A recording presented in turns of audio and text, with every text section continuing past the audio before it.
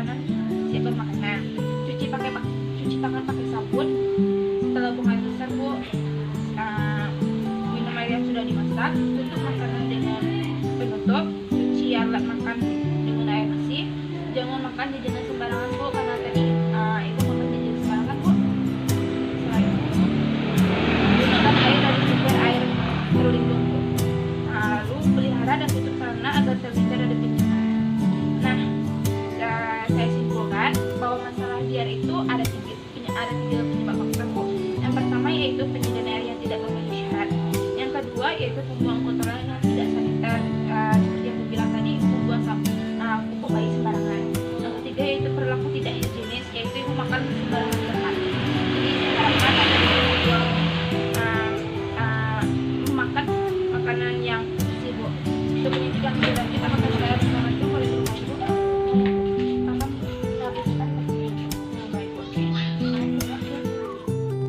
Baiklah, kegiatan pelayanan kesehatan lingkungan di puskesmas yang selanjutnya itu inspeksi kesehatan lingkungan. Inspeksi kesehatan lingkungan adalah kegiatan pemeriksaan dan pengamatan terhadap media lingkungan dalam rangka pengawasan berdasarkan standar, norma, dan baku mutu yang berlaku untuk meningkatkan kualitas lingkungan yang sehat. Ada 4 metode atau cara dalam melakukan inspeksi lingkungan. Yang pertama yaitu pengamatan fisik media lingkungan. Yang kedua yaitu pengukuran media lingkungan di tempat. Yang ketiga itu uji laboratorium. Yang keempat yaitu resiko media lingkungan. Assalamualaikum. Waalaikumsalam. Assalamualaikum Bu. Saya dari puskesmas untuk melakukan inspeksi kesehatan lingkungan. Kita dari kesepakatan kita sebelumnya baru Bu.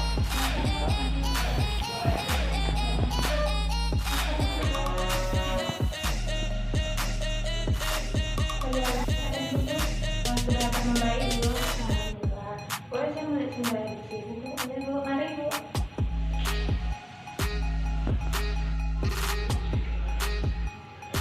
Boleh. Ini sembarangan Bu, airnya Bu. Air bersih Bu berdekatan dengan dapur ya Bu? Iya Bu. Ini belum ada Bu. Iya Bu. Tidak ada pemisahan antara air sumber bersih dengan dapur. Tidak ada Bu. Apakah Ibu mau kita? Tidak ada Bu. Saya ajarkan itu pengetahuan Bu. Mohon maaf Bu, ini tempat makan Ibu memang dibiarkan terbuka seperti ini? Iya Bu, biasanya kami letakkan di sini saja Bu. Ya, Ibu biasanya cuci tangan pakai sabun Bu? Di dalam buang besar? Enggak Bu, biasanya saya cuma cuci tangan pakai air Bu. Pengamatan secara sedikit, melihat tindakan Ibu itu perlu Bu. Lalu dari jamban Ibu juga tidak ada pemisahan antara tindakan sedikit dan jamban Ibu. Yang sekarang itu penyimpanan itu dibiarkan terbuka. Sebaiknya jangan dibiarkan seperti itu ya Bu. Lalu dari kebiasaan Ibu sendiri juga tidak mencuci tangan pakai sabun setelah BAB, itu mungkin saja menjadi penyebab dari Ibu diare juga Bu. Jadi lebih baik sebaiknya setelah buang besar Ibu mencuci tangan pakai sabun. Terima kasih Bu. Maaf Bu, untuk pemeriksaan lebih lanjut, apakah saya boleh meminta sedikit sampelnya? Boleh Bu, makasih Bu.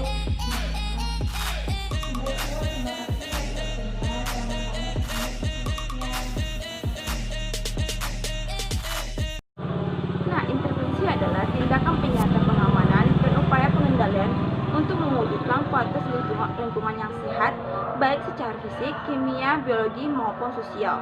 Dalam intervensi ini dilakukan 4 tingkat atau 4 langkah. Yang pertama yaitu penghuluan, yang kedua yaitu perbaikan sarana dan pembangunan sarana, yang ketiga yaitu pemanfaatan teknologi tepat guna, yang keempat yaitu rekayasa lingkungan. Nah, kita masuk pada poin pertama yaitu tentang penyuluhan. Nah, apakah Bapak-Bapak dan Ibu-Ibu tahu apa itu diare? Diare adalah penyakit yang disebabkan oleh bakteri dan parasit yang disebabkan oleh perilaku yang tidak higienis. Perilaku tidak higienis ini seperti apa sih?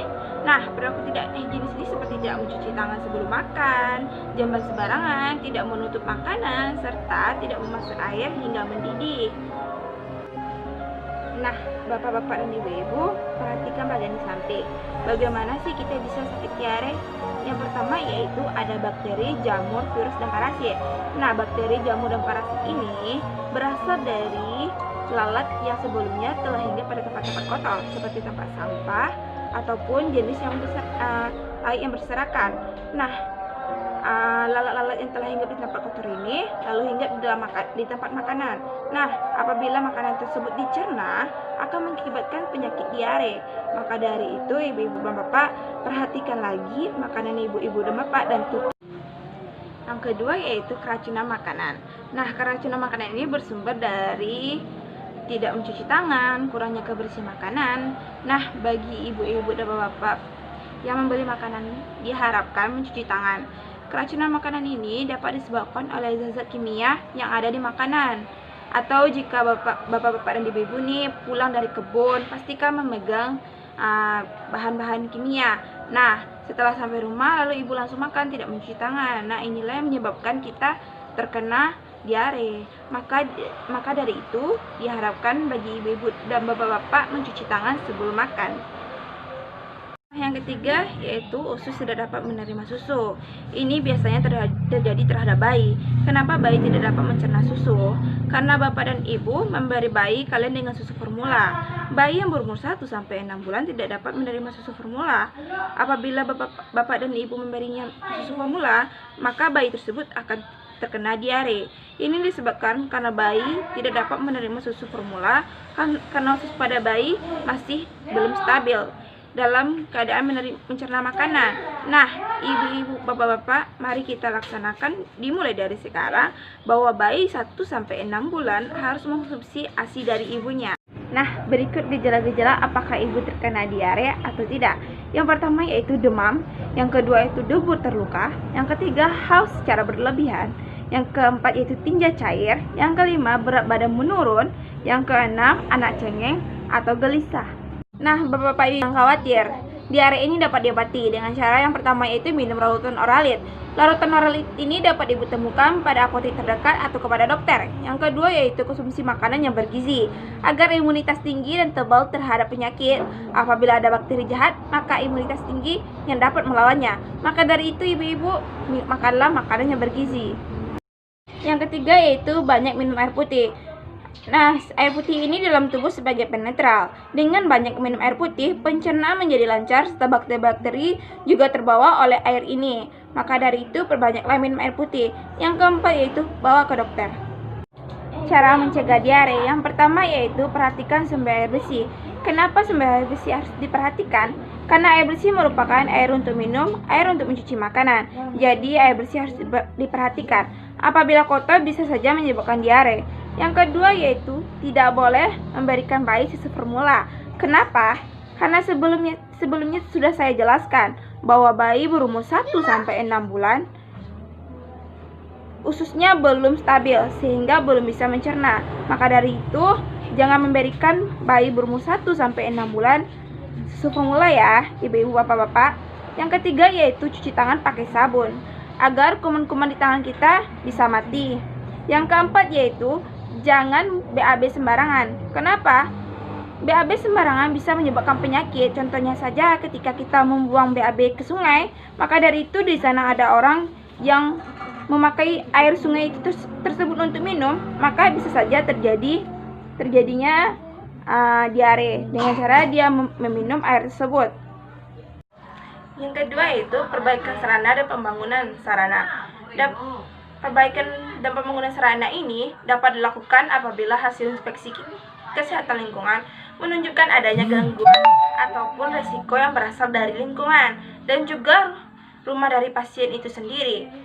Dan tenaga keseling dapat memberikan contoh desain terbaik untuk perbaikan dari fasilitas sarana sanitasi tersebut. Nah, pada kali ini saya akan memberikan bentuk septic tank yang baik.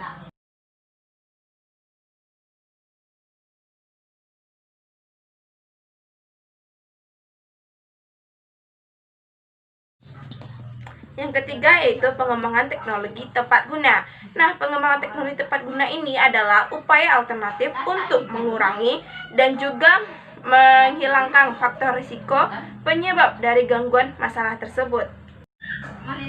Yang keempat yaitu rekayasa lingkungan.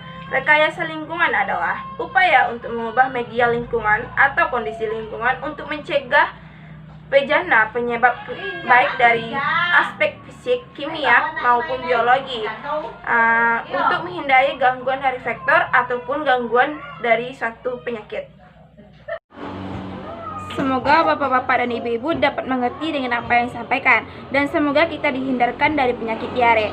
Nah, bapak ibu-ibu jangan sepelekan sakit diare, karena sakit diare dapat berkembang menjadi ke tingkat lebih tinggi. Maka dari itu, terapkanlah perilaku hidup bersih dan sehat mulai hari ini. Saya Monika Rintasari dari Poltekkes Kemenkes Padang, jurusan Kesehatan Lingkungan. Mohon pamit. Assalamualaikum warahmatullahi wabarakatuh.